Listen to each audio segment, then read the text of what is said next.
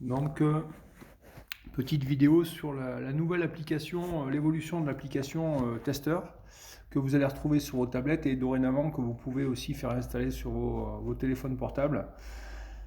La partie test en elle-même n'a pas spécialement changé, si ce n'est que dans la partie adéquation, nous avons rajouté des éléments que je vais décocher ici pour vous les présenter. Donc éléments climatiques liés aux conditions météorologiques, l'environnement, la coactivité qui va évoluer, qui s'appellera non-coactivité plutôt, non-présence de réseau aérien ou souterrain, nature du terrain adapté à l'équipement, appareil mis à disposition adapté à l'opération à réaliser.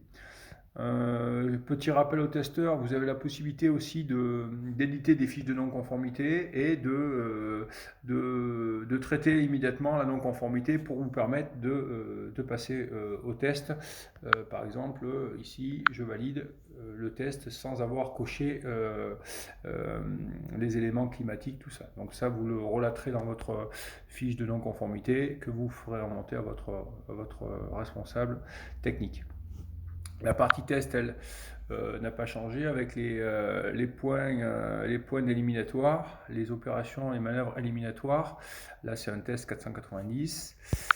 Ok, la partie notation que vous retrouvez comme c'était prévu avant. Vous avez la possibilité de revenir ici avec la bulle sur les opérations éliminatoires et les manœuvres éliminatoires. Ok, ici ou la petite flèche en haut à gauche. La partie récap qui ne change pas. Vous pouvez voir un petit peu le détail des notes que vous avez mises à votre candidat, où le candidat sera ajourné, où le candidat sera en réussite. L'enregistrement, mais en appuyant sur la croix, donc vous retombez sur la demande de renseignement de l'archétype de l'engin avec les temps T1, T2, T3 avec une petite ampoule qui explique au testeur en fait ce que signifie ces T1, T2, T3. Ce sont des champs à renseigner concernant les durées sur les parties production. Pour le T2, la partie T1, donc prise de poste, pardon, T2, production et circulation des machines, et T3, fin de poste.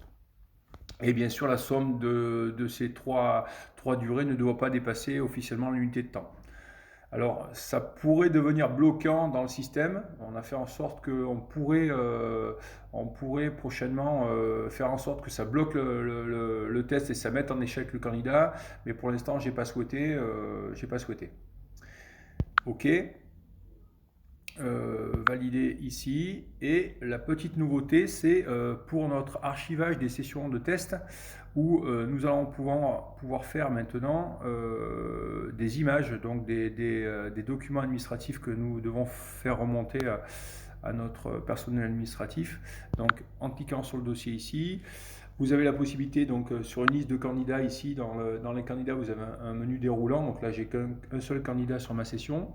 Cliquez sur le petit œil ici et prendre en photo la photo du candidat, voir une attestation de formation qui, elle, est individuelle, la feuille de présence individuelle pour les centres utilisant des feuilles de présence individuelles et un CACES recto et verso pour un candidat qui n'aurait pas la théorie à repasser. Donc ça, c'est demandé dans l'archivage. Donc la prise de photo est toute simple. Vous cliquez sur l'appareil photo et vous prenez une photo comme vous souhaitez, vous la cadrez bien, vous la validez ou vous réessayez, ok. Et à ce moment-là, vous pouvez ou la valider avec le slash vert ou la supprimer avec le slash rouge, d'accord. Vous avez une petite bulle d'information aussi qui vous renseigne concernant la prise de photo par rapport à une problématique d'appareil. Donc, ok. Donc je valide cette photo. Voilà, je fais OK. Et j'ai la possibilité aussi pour la session, donc la globalité de la session, de faire une feuille de présence globale, ce que les centres aussi peuvent avoir.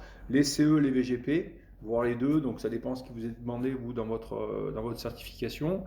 La convention de mise à disposition des engins, avec le contrat aussi, il peut y avoir le contrat, une facture de preuve de location de machine, un plan de prévention recto verso, si vous avez plusieurs pages, vous pouvez prendre plusieurs pages à chaque fois, des documents divers que vous allez valider ensuite, tous ces documents seront validés avec le bouton OK. Vous avez aussi une petite lampe qui vous renseigne sur tous les documents à faire remonter dans votre archivage ici. OK, et vous validez l'ensemble des documents à archiver. Ensuite, pour terminer, vous faisiez comme vous faisiez avant, c'est-à-dire vous faites comme vous faisiez avant, vous branchez votre clé USB sur votre appareil, vous fermez votre application et les tests sont transférés sur votre clé.